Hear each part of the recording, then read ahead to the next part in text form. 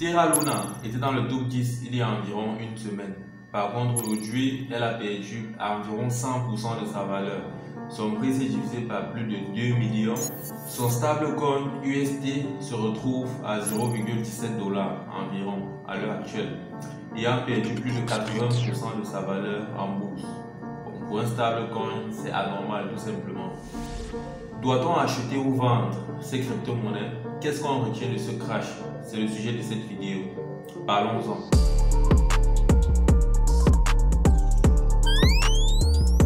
Bon, avant d'aller plus loin, il serait important de s'arrêter sur l'information fournie par CoinGecko, qui est une plateforme assez solide et assez crédible. S'agissant en fait du fondateur du projet Terra Luna. Donc je vous affiche l'information ici, l'information publiée par CoinGecko. Donc selon l'information, en fait, on constate que le fondateur actuel du projet Terra Luna avait déjà en fait eu à concevoir un projet portant sur un stablecoin par le passé. Et ce projet en fait n'avait pas très bien tourné. Donc ça c'est l'information fournie par ses collègues en fait, l'information fournie par ses collègues. Et l'ancien stablecoin reste en dessous de 1 cent, c'est-à-dire le stablecoin en fait n'a pas pu se relever. Ce stablecoin là. Donc le fondateur du projet a tweeté, il se fait appeler Master of Stablecoin, donc je pense que le nom c'est Docoin. Okay, il semblerait en fait que, comme c'était signalé par Cryptos, le fondateur semble ne pas être joignable, ça fait environ 2 jours.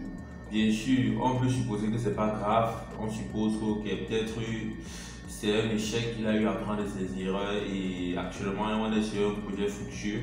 Ok, on passe à autre chose. Donc déjà, c'est une information, vous pouvez essayer de mettre ça dans vos notes pour vos analyses également. Donc comme le fondateur a eu à mentionner à Twitter, il est en train de chercher des solutions en fait. Il cherche des solutions pour pouvoir solutionner ce problème, pour pouvoir solutionner le problème qu'il y a actuellement avec UST et Terra. Donc ça sous-entend tout simplement qu'à l'heure actuelle, il n'y a pas encore de solution.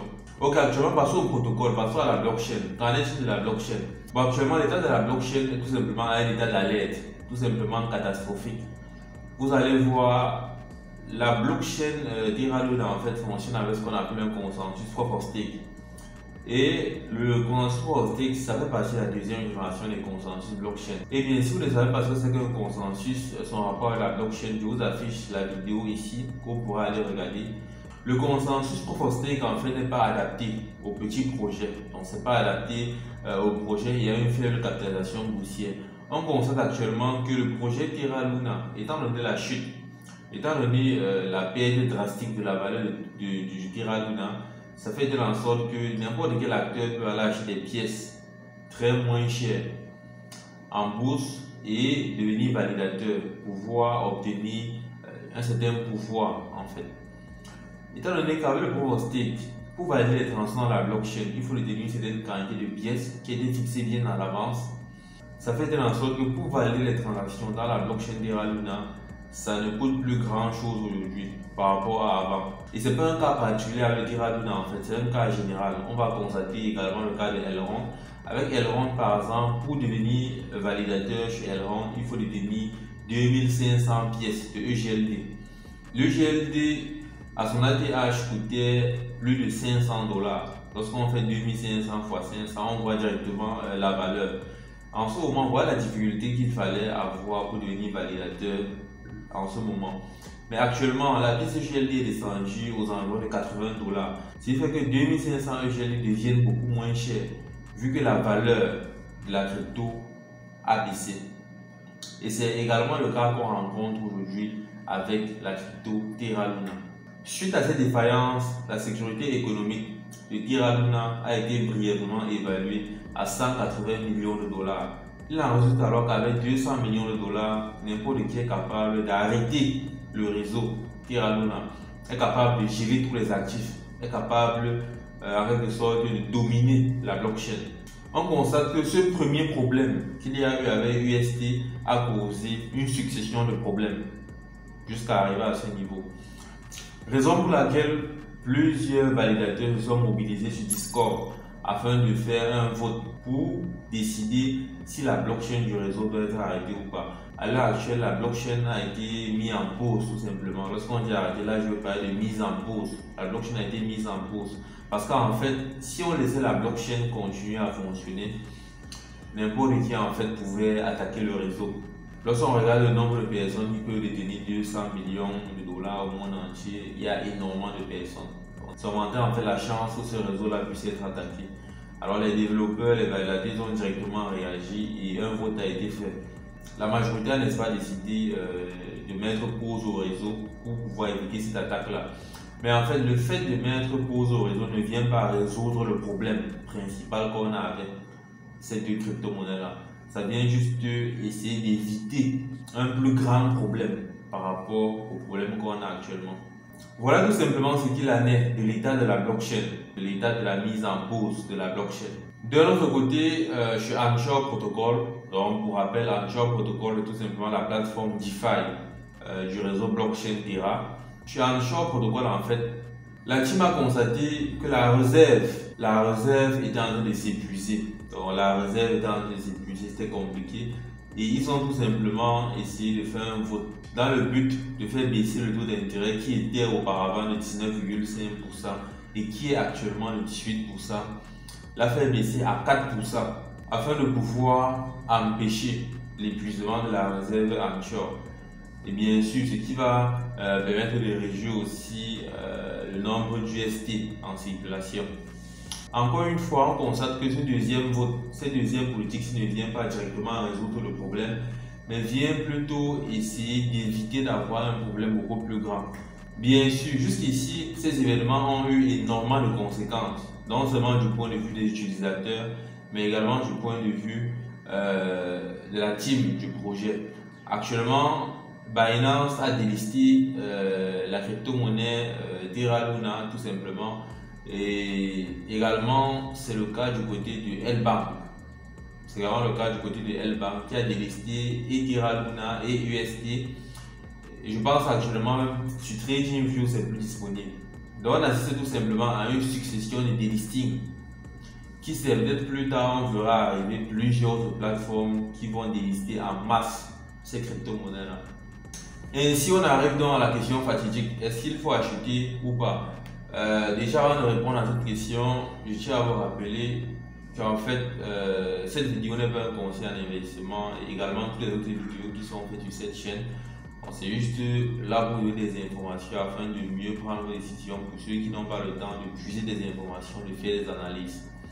Ouais, donc déjà avant de répondre à cette question, j'aimerais bien sûr rebondir sur un fait. Le fait de vouloir acheter une crypto-monnaie juste parce qu'elle a perdu de la valeur. Il serait bien de rappeler que tous les crypto-monnaies qui ont perdu de la valeur ne vont pas forcément reprendre de la valeur. On peut par exemple constater le cas de Venus, qui était une très grosse plateforme. C'était notamment la première plateforme DeFi en ce qui concerne le DeFi sur la Binance Smart Chain par le passé, en 2021, pas plus tard qu'il y a un an. Mais Venus a connu un problème en ce qui concerne ses smart contracts. Ça a été victime d'un hack, tout simplement. Le cours de Venus a donc chuté en bourse. Bien sûr, la team a balancé des messages positifs. Mais jusqu'aujourd'hui, le projet Venus se retrouve en train de créer des dips de plus en plus bas, sans toutefois se relever d'une façon considérable. Donc toutefois, si une monnaie perd de la valeur, il ne faudra pas directement considérer cet événement-là comme un signal d'achat ou alors comme un signal de vente. Il va bien sûr falloir regarder d'autres éléments derrière cette crypto-monnaie, notamment la distribution des pièces, regarder la token économique. Il va falloir regarder l'utilité de la crypto avant de pouvoir prendre des décisions.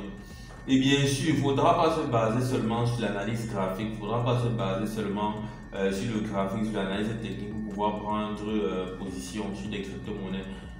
Généralement, dans la plupart des cas, ok, ça peut marcher beaucoup plus avec des crypto-monnaies qui respectent certains principes.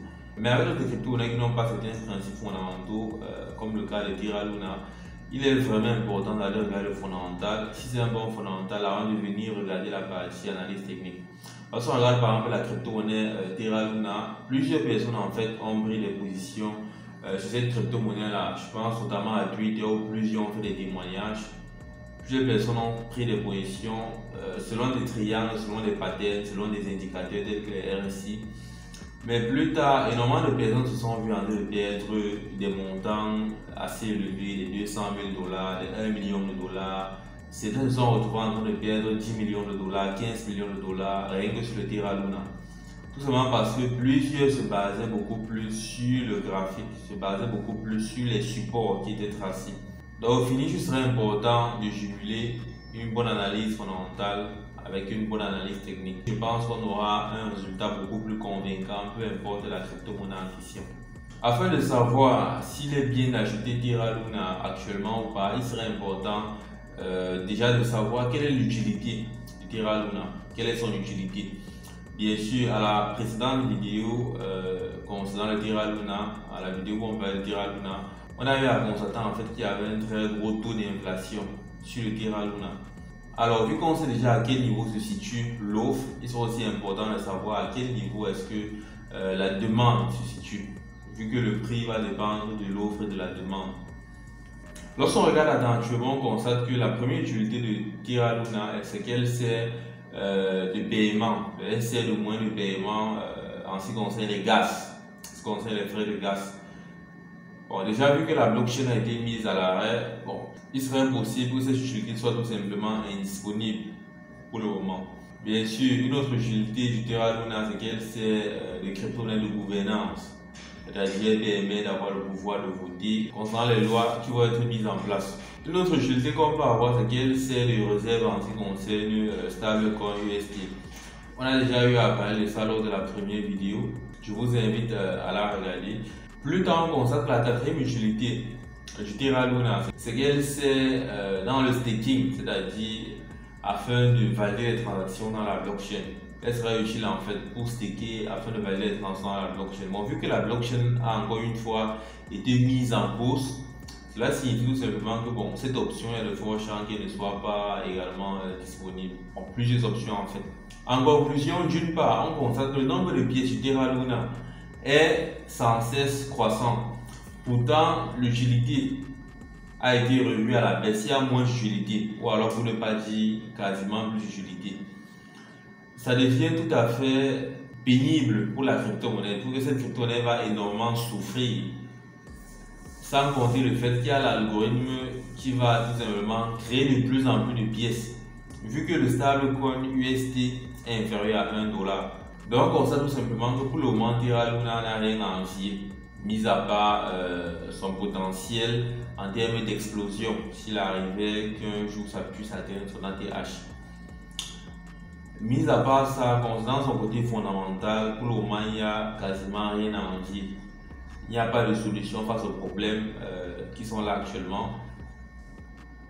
La crypto-monnaie est de plus en plus délistée des plateformes d'échange, c'est-à-dire il y aura moins d'utilisateurs, il y aura moins d'acheteurs, il y aura moins de traders, moins de potentiels investisseurs. L'utilité a été réduite à la baisse, donc il y a moins d'utilité pour la crypto. Et en plus, même l'offre ne fait que croître, c'est-à-dire on ne fait qu'inonder le marché avec les pièces. L'offre actuellement se chiffre en termes de plusieurs dizaines de milliards de pièces. Bien sûr, sur CoinMarketCap actuellement, on va commenter que ce n'est que 6 milliards. Ce n'est une question de temps pour que CoinMarketCap puisse faire des mises à jour. Jusqu'ici, je pense que vous avez assez d'informations pour prendre des décisions concernant Terra Luna. Moi, personnellement, je n'ai pas de Terra Luna, je n'ai pas acheté Terra Luna. Tout simplement parce que je pense qu'il y a beaucoup mieux à acheter sur le marché actuellement, étant donné la chute des crypto-monnaies, et étant donné également tous ces éléments-ci. Donc voilà ce qu'il en est concernant mon analyse sur Terra Luna. N'hésitez pas à me dire ce que vous en pensez en commentaire. Abonnez-vous, likez la vidéo et on se retrouve plus tard pour une nouvelle vidéo.